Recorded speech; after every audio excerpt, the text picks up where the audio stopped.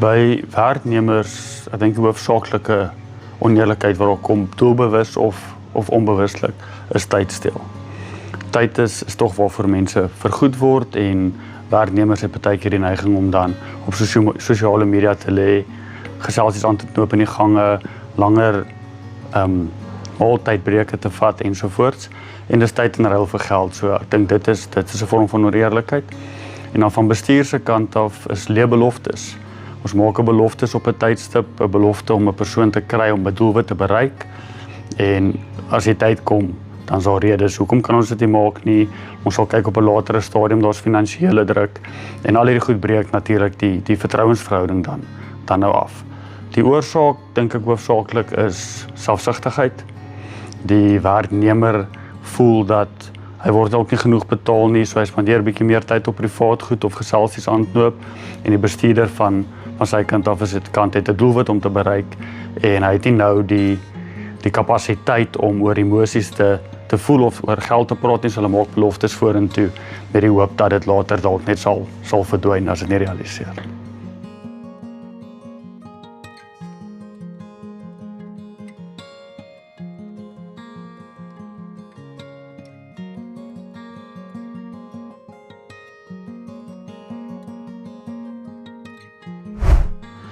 Ek dink as ons kyk eers na die definisie van integriteit, dis wat ons doen as niemand kyk nie, om die regte ding te doen wanneer niemand kyk nie. En ek so aksies wys vir jou of 'n persoon integriteit het. 'n Persoon loop, tel 'n papiertjie op wat daar lê. Dis 'n klein daad met 'n baie groot betekenis. Dit is daai groter.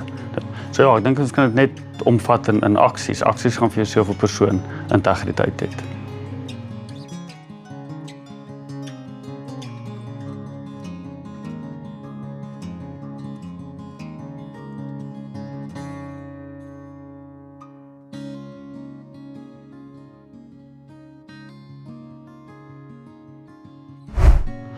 So, as geld baas word, dan skuif die fokus weg van die mens af, van die persoon, van die passie wat waarskynlik die besigheid begin het in die eerste plek.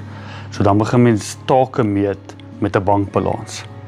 En solank die bankbalans positief en groot is en na wense is, dan is almal gelukkig. En die fokus is weg van wat het ons gedoen om daai bankbalans daar te kry. Was daar oneerlikheid?